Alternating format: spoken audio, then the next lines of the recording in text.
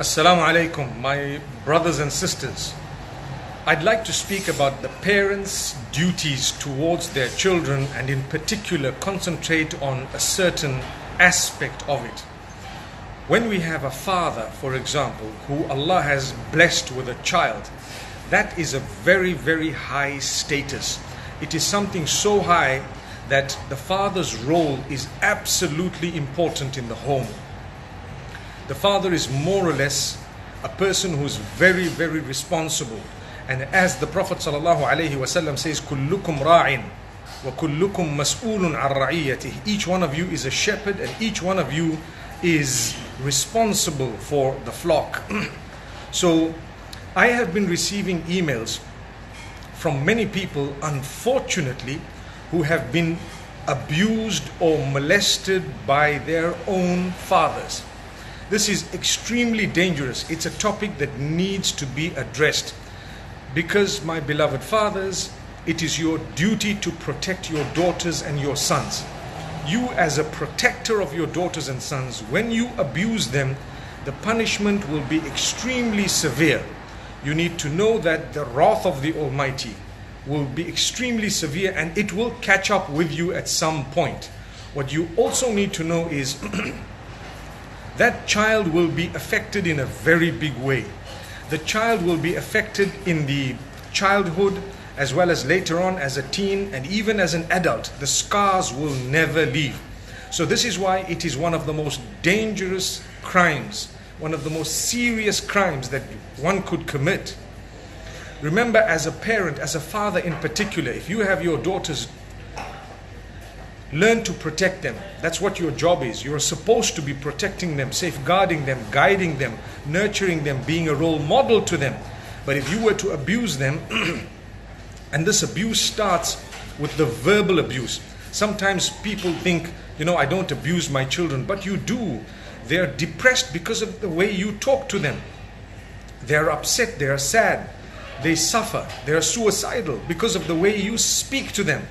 It brings tears to the eyes when we think about how children complain, my own father was molesting me. My own father was actually abusing me, sexually abusing me.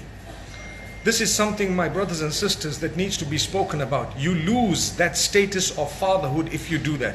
You lose the responsibility, you lose the wilaya. In Islam we speak about being a guardian. The father who has molested his child is no longer the true guardian of that particular child.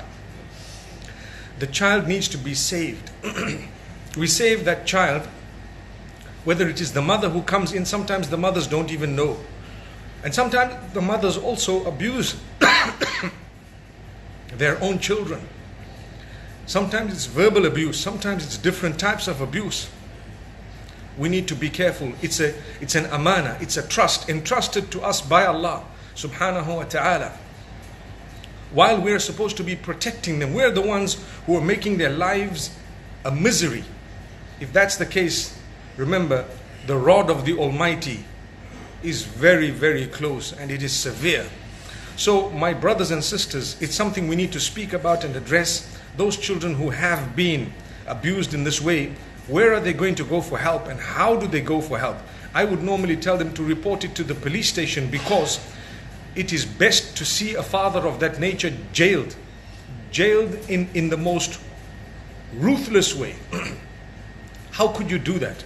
May Allah subhanahu wa ta'ala safeguard us. And the reason I'm addressing this absolutely directly is just today I received 2 emails of people who have been abused by their fathers in different ways. One was actually sexual abuse, and now the person is old and they're traumatized, they are suicidal, and they say it's best for me to just perhaps kill myself. And then we have to try to counsel them, and we find that they're still living with that type of a father. Where is this going? How could that be? So this is why in Islam we are taught to actually respect our own children. Remember, this respect is absolutely important. We're supposed to be protecting them from those who live around them, those who interact with them, and others, and strangers. So such a father we shouldn't even be traveling with, we shouldn't even be associating with. And that to keep your distance away from such a father is not wrong, in fact it is correct.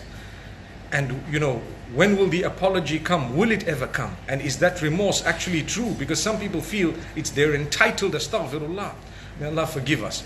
So this is an absolutely important question that I've addressed right now. And I'm passionate about it. I actually, with tears in my eyes, I say, beloved fathers, look after your children, look after your daughters. Don't ever abuse your children, no matter who they are. Even the boys, don't ever abuse them, even if it means verbal abuse. People swear their own children, they curse their own children. Why? You're supposed to be praying for them, being patient with them, no matter what they've done. Keep praying, keep trying, keep being patient. You don't have to abuse them. Sometimes people torture their children with physical abuse, and they try to use religion to actually justify that. Enough is enough. I think we definitely need to address this matter. That's why I'm speaking about it, but we need to address it more often, and many people need to speak about it. I really reach out to those who have been affected in this way. May the Almighty help you and guide you. You need to speak up to an elderly person, perhaps within the family. Another very big disease we have is that when this matter is raised with some family members, they brush it under the carpet, or they think perhaps it's not true, or they say, no, it's okay, maybe you were misreading, misjudging. No, we cannot be misjudging and misreading. It happened, and if it did happen, it's the duty of those who are told about it to do something about it. Because these children, what will happen to them? Sometimes as they grow older, they cannot bear those scars because they haven't healed. No one's actually helped them. So my brothers and sisters, I pray that we can actually help our children. And this needs to go far and wide. I'm going to be posting it on YouTube today. And inshallah, I pray that we can benefit from it and spread the word. And like I say, if you are a father and you were guilty of doing something of this nature to your child, whether it's verbal abuse, physical abuse, sexual abuse, molesting the child, remember, the full wrath of the Almighty is on its way. It's on its way, definitely. And not only that, the wrath of the law will also be on its way. You need to seek forgiveness, repentance from the person you did it to, as well as from Allah subhanahu wa ta'ala. You need to make amends, help them heal. And you need to admit that you were totally wrong, unacceptably. May Allah subhanahu wa ta'ala forgive us all.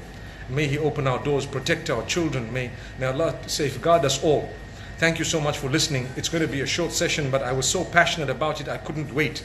I had to address this matter with tears in my eyes. May Allah subhanahu wa ta'ala grant us ease. Like I say, I've been receiving so many emails of this nature. That's what prompted me to actually speak about this. If you'd like me to address a topic on these Insta live sessions, please send me an email on muftimenk@gmail.com, and you can put the subject as suggestion for Insta live. Jazakumullah khair, my brothers and sisters. Assalamu alaikum wa rahmatullahi wa barakatuh.